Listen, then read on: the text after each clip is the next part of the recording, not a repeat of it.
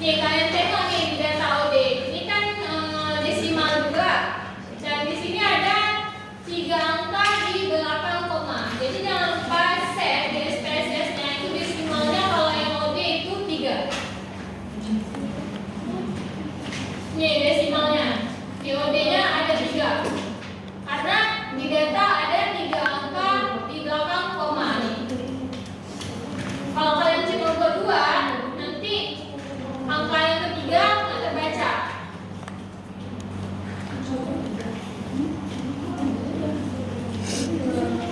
Yang CFU juga 3. CFU kan di datanya cuma 2. Nah, berarti 2 aja. Tengok di data yang disediakan. Oh, dia tadi berapa 2? Di OD desimalnya 3, di CFU desimalnya 2.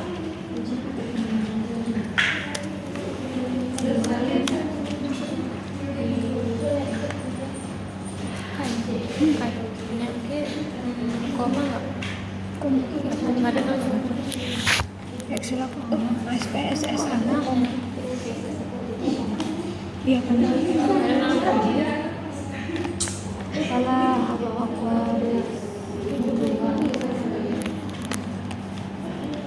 Ya, dari kopi. Kopi terus yang OD dari CFU.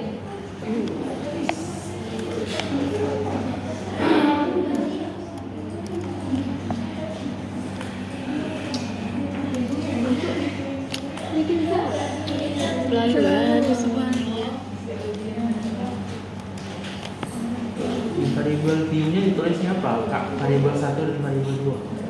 Buat aja OD sama CFU.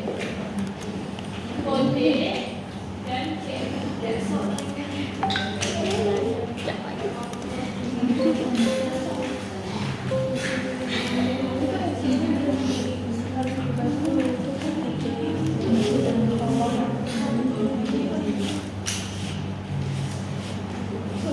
Nah, habis itu boleh kalian tambahin ya di labelnya.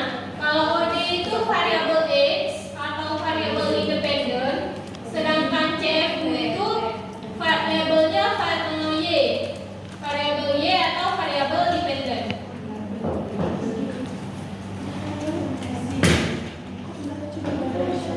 Mungkin banyak nggak ya? Tengok ya. Biji. Ya. Emang ini? Oh.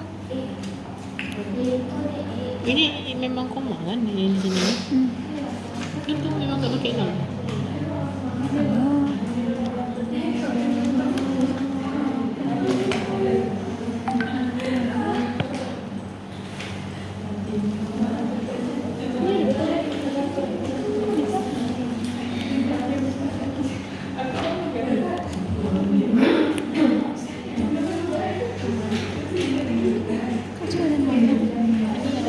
Udah, kalau udah tadi kan syarat datanya itu harus normal, valid, variabel, sama linear. Nah, berarti kita ujikan dulu semuanya.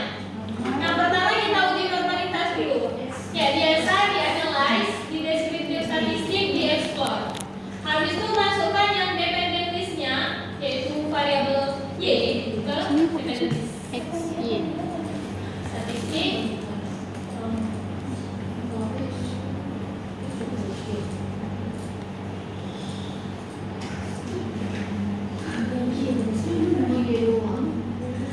Normalitas dulu. Apa tadi? Sudah keluar nilai signifikansi tes of normality-nya? Berapa? 0,966. Artinya lebih besar dari alfa, berarti data berdistribusi normal. Nah, karena sudah berdistribusi normal, berarti asumsi normalitas sudah terpenuhi. Habis itu tadi habis itu syarat datanya harus variabel kan? Nah, cara uji reliabilitas, tengok semuanya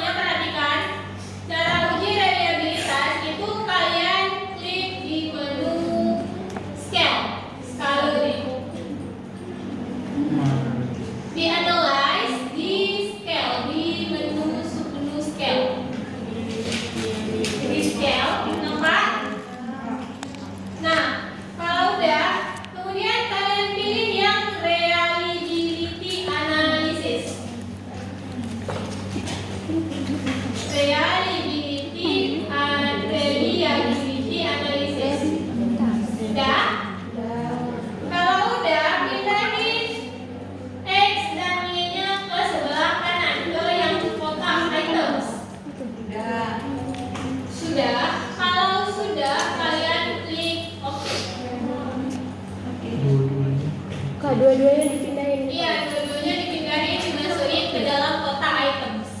Kok nggak bisa ya, Kak?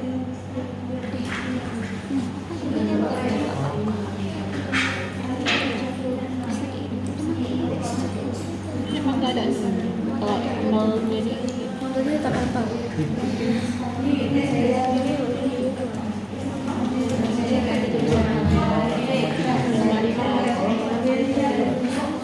Itu koma ini.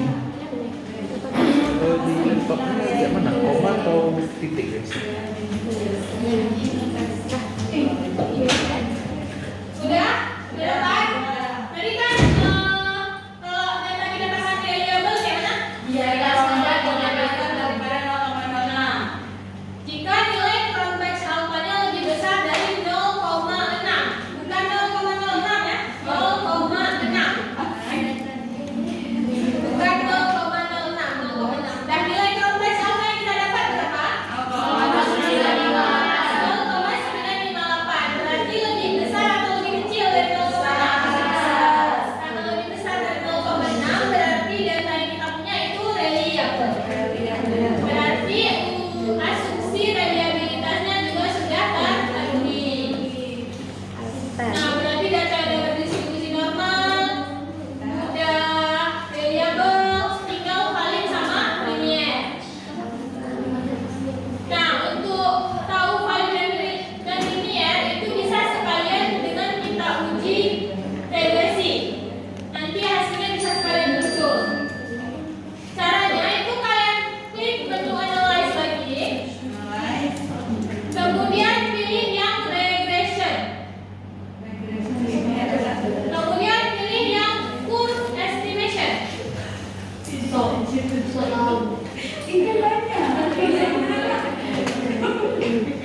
Udah? Udah, kalau udah pindahin variabel Y ke dependent, variabel X ke independent.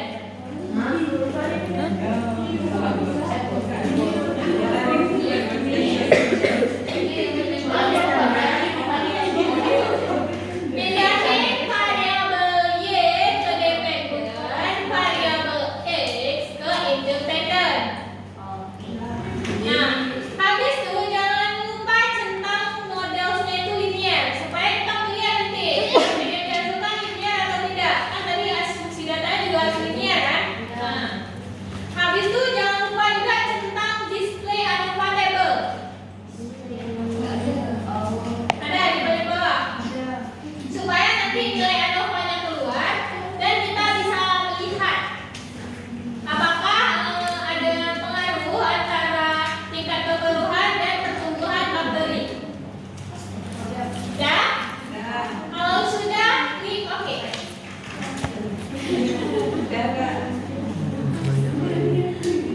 Udah? Udah, ini dengar ya, ini simak ya. Karena ini banyak yang mau minta interpretasi. Nanti kalau nggak simak, udah lah.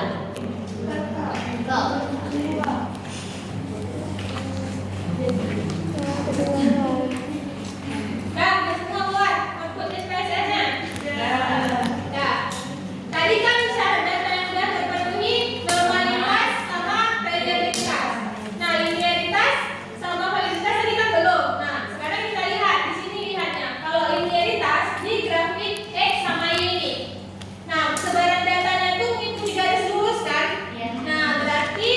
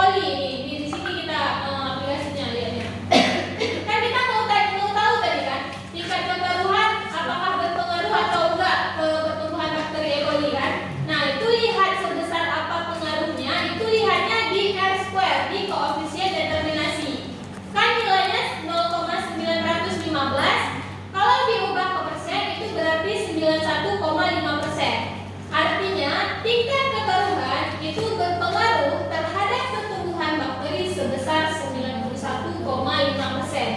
Berarti ada nilai yang tahu kita sebesar